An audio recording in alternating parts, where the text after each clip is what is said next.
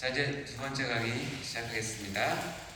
자, 그래서 이 칭의, 어렵다고 칭해주는 것에는 우리가 크게 두 종류의 칭의가 있다는 걸 알고 계실 거예요. 하나는 이신칭의가 있고 하나는 이행칭의가 있어요. 칭의는 그만 말씀드린 것처럼 하나님께서 어렵다고 칭해주신다라는 의미예요. 그러니까 칭의는 내가 죄인에도 불구하고 어렵다고 칭해주시는 그런 은혜이구나. 근데 하나는 이 신칭의가 있고 하나는 이 행칭이, 여러분 다 아시는 거죠? 그러니까 어렵다고 칭해주는데 그 근거가 뭐냐는 거예요. 자, 이 신칭의는 뭐예요? 하나님께서 예수 그리스도를 보고 그리고 그 예수 그리스도를 믿는 나의 믿음을 보고 어렵다고 칭해주는 것을 얘기하는 것이고, 이 행칭의는 뭐냐면 하나님께서 나의 행위를 보고 어렵다고 칭해주신다는 두 가지 큰 주제가 있다고 생각하시면 돼요. 자, 우리는 어느 쪽을 따르고 있습니까? 그렇죠. 이 신칭이죠. 믿음으로써 어렵다 하심을 얻는다. 그런 의미잖아요. 그래서 우리의 칭의는 전적으로 예수 그리스도에게 달려있고 예수 그리스도를 믿는 믿음을 통해서 우리가 어렵다고 칭함을 받는다. 이것이 가장 중요한 내용이겠죠.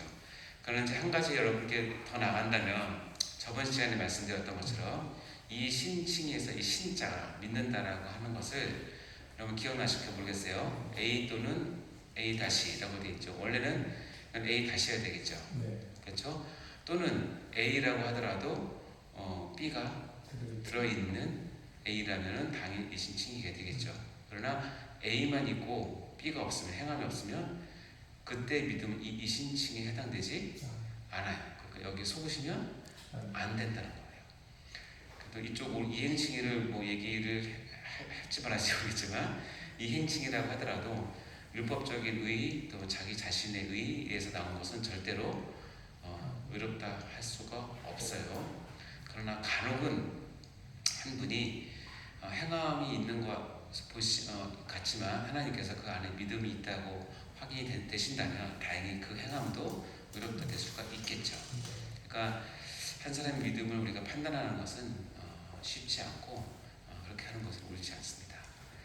그래서 하나님께 맡기고 그분과 함께 동역하고 사역하는 것이 중요하겠죠. 그러나 진리 문제에 있어서는 분명하게 이런 것이 있다는 것을 여러분이 최소한 알고 계셔야 이 진리를 뒤흔드는 이단이나 그런 나쁜 잘못된 사설에 대해서 우리가 지킬 수 있겠죠. 자, 그래서 칭의는 또 요소가 있는데요. 칭의는 크게 소극적인 요소와 적극적인 요소가 있습니다.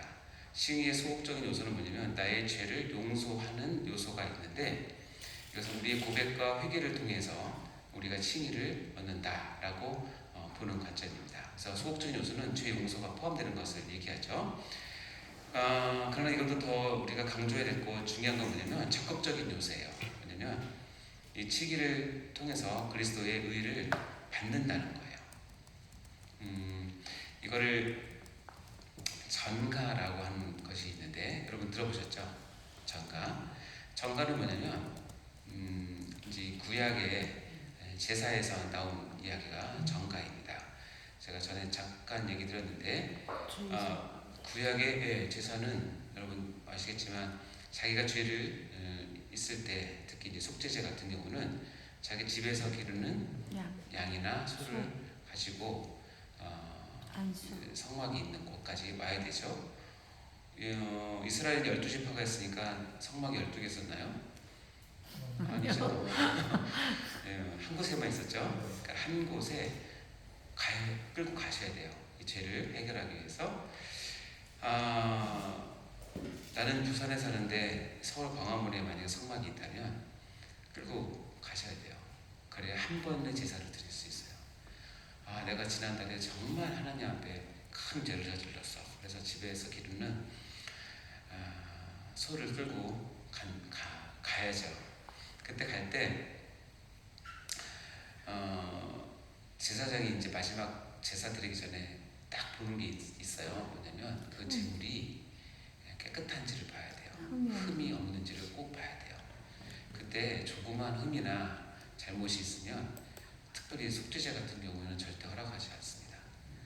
그러니까 예를 들어서 그것을 끌고 다 가서 광화문 바로 앞에 갔는데, 예를 들어서 한 여의도나 영등포쯤 갔는데 거기서 소가 삐끗해가지고 다리가 상처가 나거나 피가 나거나 긁히면 가봐야 소용없어요. 어차피 빵꾸니까 다시 부산 가서 다시 다른 양을 가지고, 소를 가지고 다시 와야 돼요. 그 이유가 뭐냐면, 그렇게 해서 가지고 와서 제사장이 보고 와 깨끗해 통과 하고 제사를 시작이 되면 첫 번째 하는 일이 뭐죠? 예, 그 약을 끌고 와서 묶은 다음에 안수를 합니다. 안수를 누가 하죠? 예, 소를 끌고 온 주인이 합니다. 그러니까 아는 사람이 안수는 제사장이 대신 해준다고 생각하는데 그렇지 않고, 레위기에 보면 안수가 두 개 나와요. 본인이 하는 안수가 있고 제사장이 하는 안수가 있는데, 그 제사장이 하는 안수는 제사장도 사람이기 때문에 죄를 지었을 때 그렇게 제사장이 안수가 되지만, 원칙은 뭐냐면 죄를 지은 사람이 그 재물을 끌고 가서 자기가 안수를 해요. 이 안수할 때 크게 일어나는 것이 두 가지예요. 하나는 뭐냐면, 그렇죠, 그때 일어나는 게 전가라고 그래요. 전가? 이게 뭐냐면, 이 짐승의 깨끗함, 흠 없음이 나에게 와야 돼요. 전가가 되고, 또 나의 죄가 이 짐승에게 가야 돼요. 그러니까 쌍방향 전가가 되는 거예요. 쌍방향 전가가 돼야 뭐냐면, 이 안수가 왜 중요하냐면, 나머지 모든 것에서 안수를 빼면 그것은 제사가 아니라 도살이에요. 과정은 똑같거든요. 안수가 없으면 도살일 뿐이지, 안수가 있어야 쌍방향 전가가 있으면서 나의 죄가 그 소에게, 양에게 전가가 되고, 이 소와 양이 깨끗한 상태로 제물 위에 올라와 있는 그 의가, 흠없음이 나에게 전가가 돼요. 이게 왜 중요하냐면, 하나님 입장에서는 안수를 해서 전가가 되는 순간 이 소는 그냥 소가 아니에요. 뭔지 아세요? 죄예요, 죄.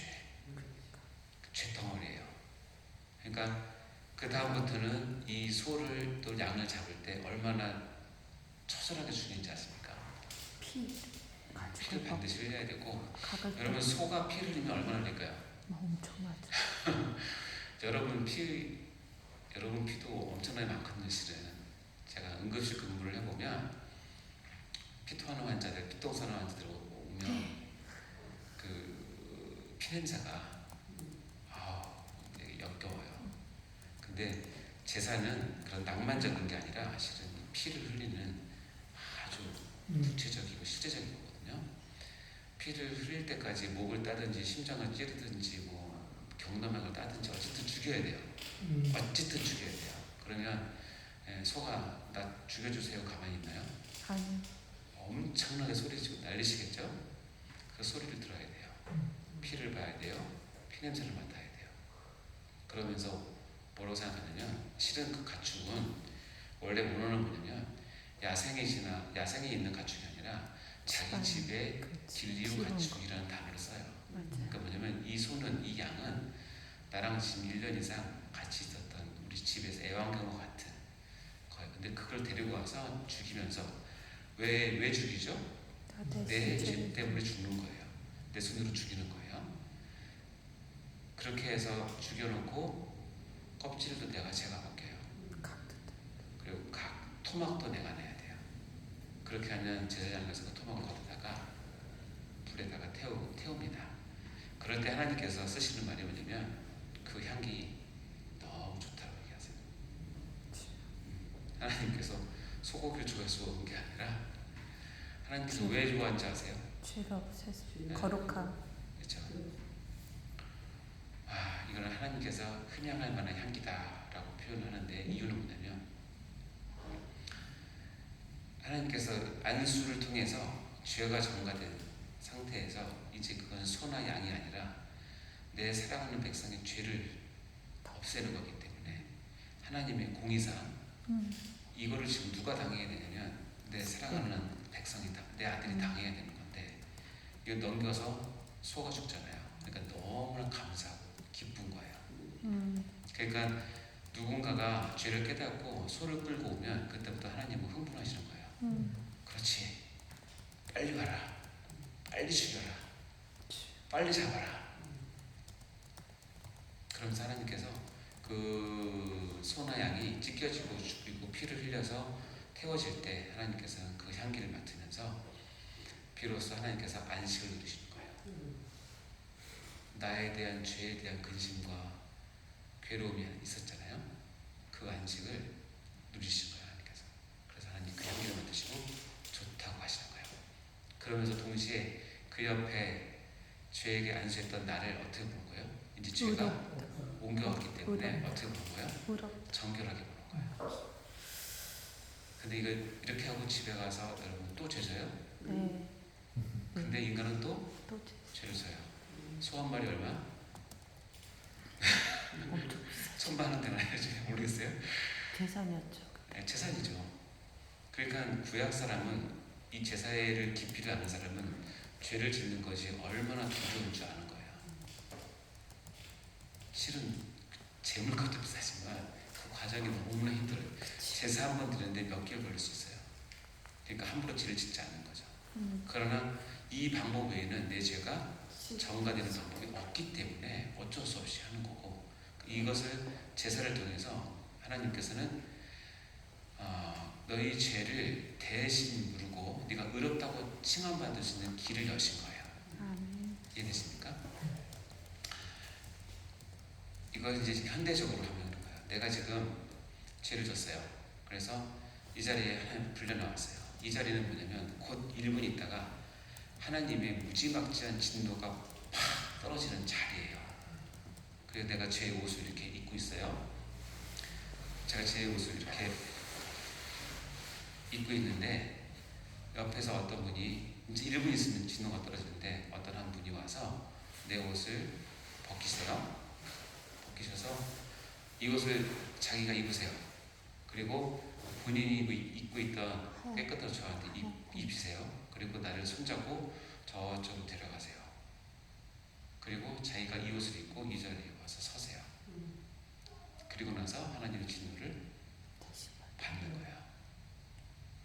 이것을 뭐라고 얘기하냐면 위대한 교환이라고 얘기를 하고 죄와 의의 교환이라고 얘기를 해요. 죄와 의의 교환. 그분이 누구냐면 예수님이세요. 예수님께서 가지고 있는 완전한 의를 나에게 입히시고 진노의 자리에서 들어다가 평안의 자리로 갖다 놓으시고 대신 예수님께서 나의 죄의 옷을 입히시고 와서 여기에 앉아서 뭐예요? 여기서 십자가에서 하나님의 완벽한 진노, 이 완벽한 진노는 하나님께서 조금도 감하지 않아요. 이유는 뭐냐면 하나님의 아들이라고 조금 감하잖아요. 그럼 누가 반드시 고소하냐면 사단이 고소하는 거예요. 그러니까 완벽한 공의를 이루는 사랑을 하시는 거예요. 이 과정이 바로 위대한 교환, 아까도 봤지만 죄와 의의 교환 진리예요. 이제 정가에서 나온 거겠죠. 이것을 보는 재미있는 장면이 창세기에 있더라고요. 창세기 27장 15절 27절에 보면 리브가가 누군지 아시죠? 이삭의 아내였잖아요.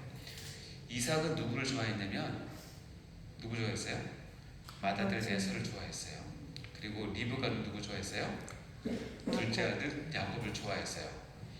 근데 참 재밌는 건 뭐냐면 하나님께서 이 둘이 쌍둥이를 있을 때 이미 정하셨어요. 큰 자가 작은 자를 섬기라고 얘기하셨고 이미 이삭과 리브가는 알고 있어요.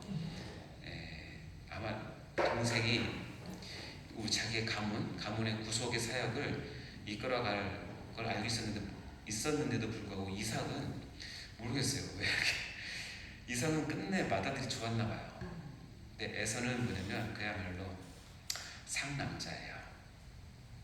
가슴 털도 따고 사냥도 잘하고, 그러니까 그 당시만 해도 사냥 잘하고 남성답고 걸걸하고 리더십 있고 하면 누구나 장자고 누구나 우리 이제 이 자기 가족 자기 부족을 이끌 리더로 차세 리더로 생각하겠죠.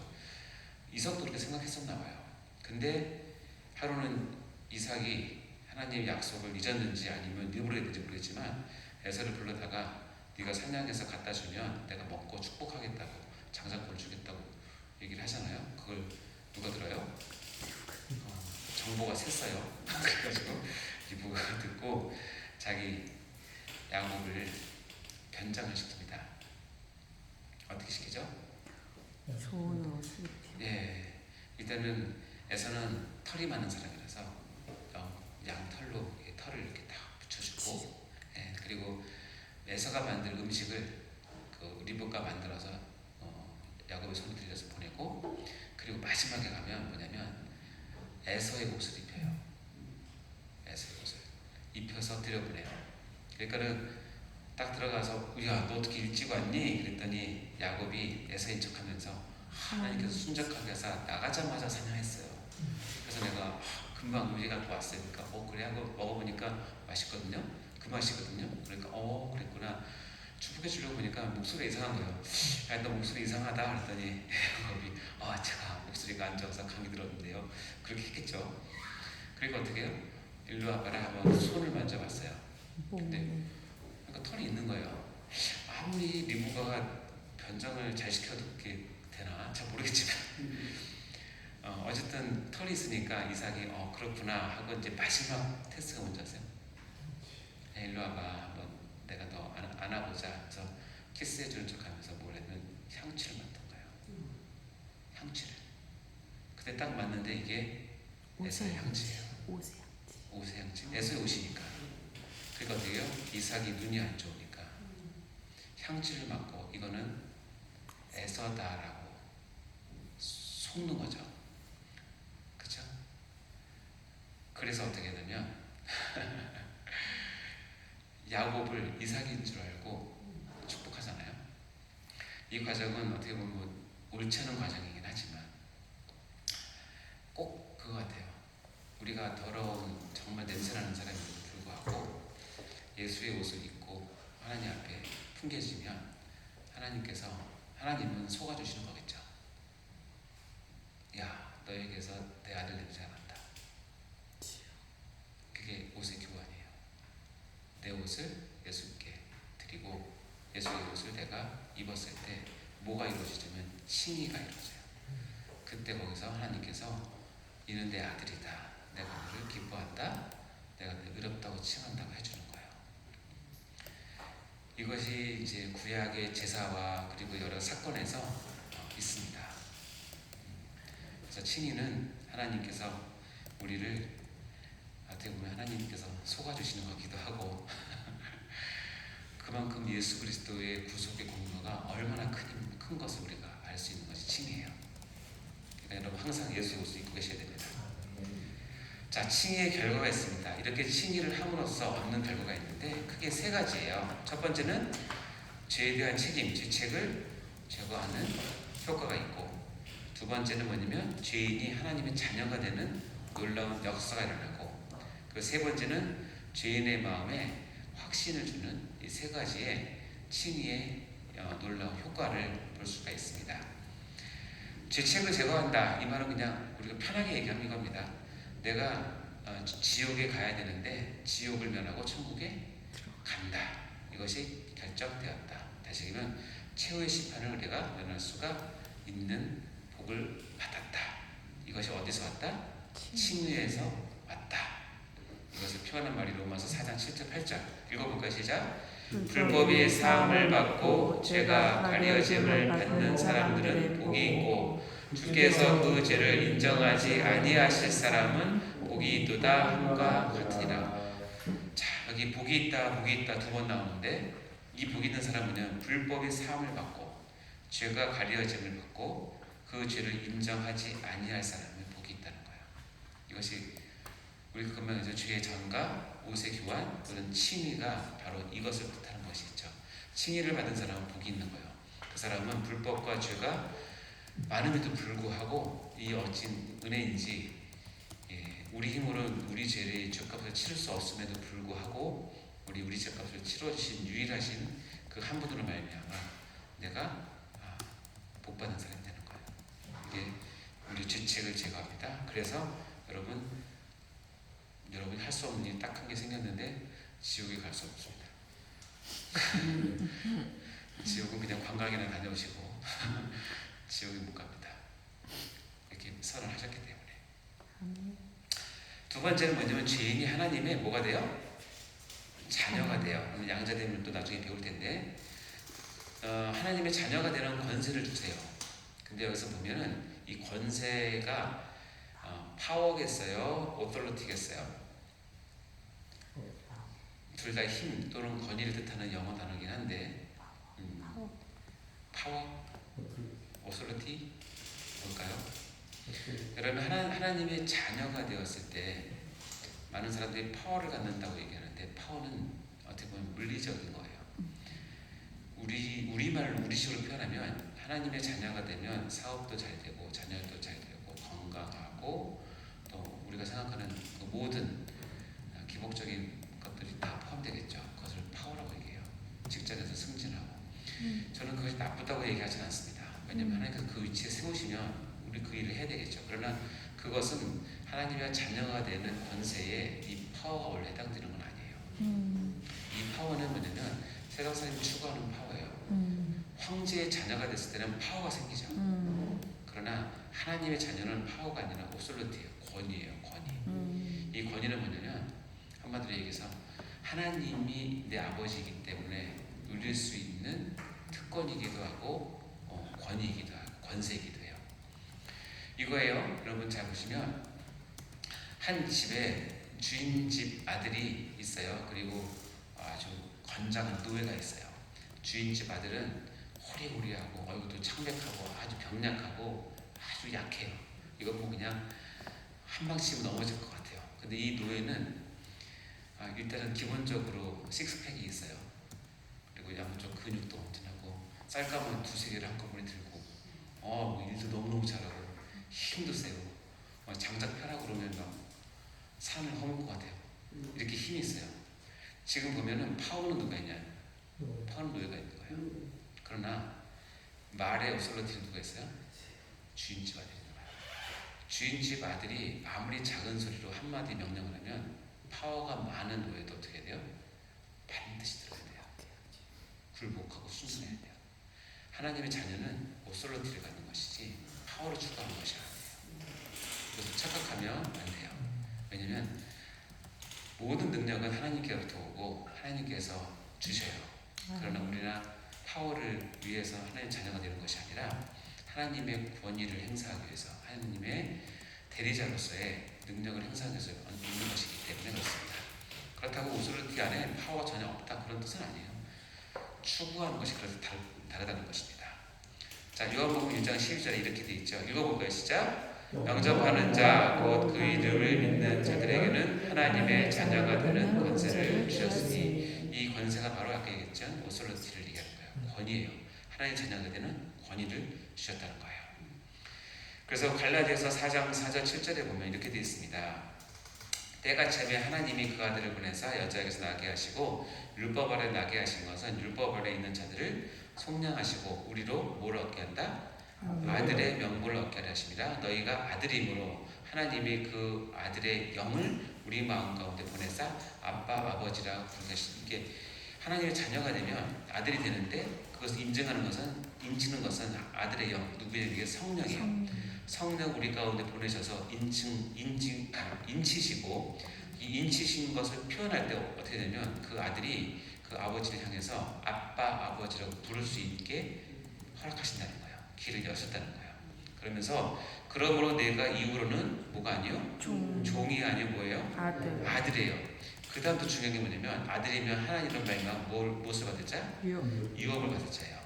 단순히 아버지로 끝나는 것이 아니라 하나님이 갖고 있는 모든 권위와 권세와 모든 부귀와 모든 능력과 그 모든 것을 똑같이 유업으로 받을 사람으로 나를 부르셨다는 거예요.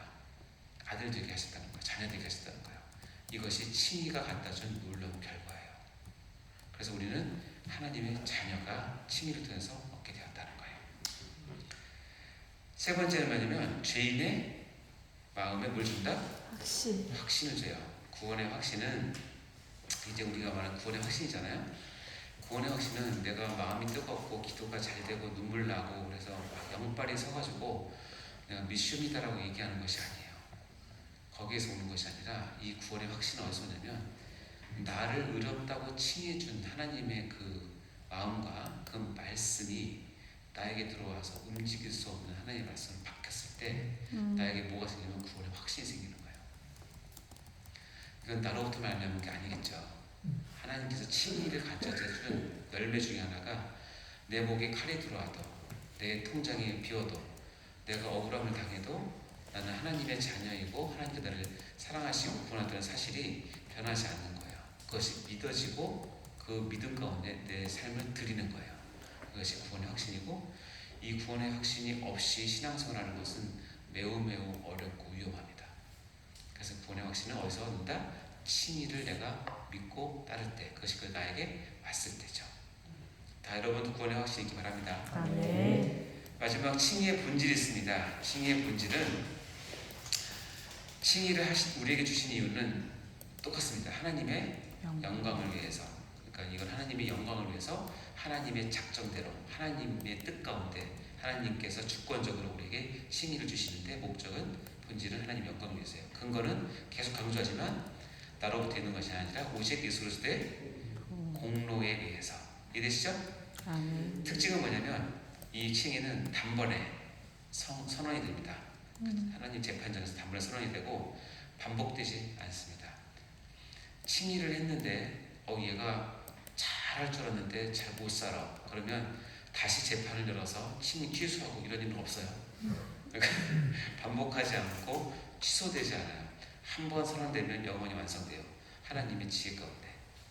따라서 우리가 칭의를 확인한다는 것은 나의 영원한 삶을 결정지었다라는 것은 보증수표를 받는 거랑 똑같다고 생각하시면 됩니다.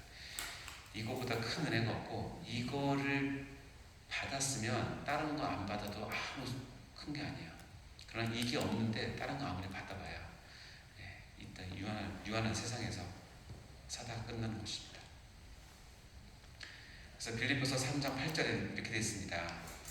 모든 것을 해로 여김은 예수 그리스도 예수를 아는 지식보다 가장 고상하기 때문이다. 내가 그를 위하여 모든 것을 잃어버리고 배설물로 여김은 그리스도를 얻고 그 안에서 발견되려 함이니 내가 가진 의는 율법에서 난 것이 아니요 오직 그리스도를 믿음으로부터 말미암은 것이다. 즉 내가 구원을 얻고 의롭다고 칭해받은 것은 오직 그리스도를 믿음으로 말미암은 것이다 라고 분명히 못 받고 있죠. 그리고 이 칭의 특징 가운데 어떻게 해요? 단번에 취소되지 않는 것은 로마서 11장 29절에 이렇게 얘기합니다. 읽어볼까요? 시작. 하나님의 은사와 부르심에는 후회하심이 없느니라. 한번 칭의를 하고 후회하셔서 다시 번복하고 이런 일은 전혀 없어요.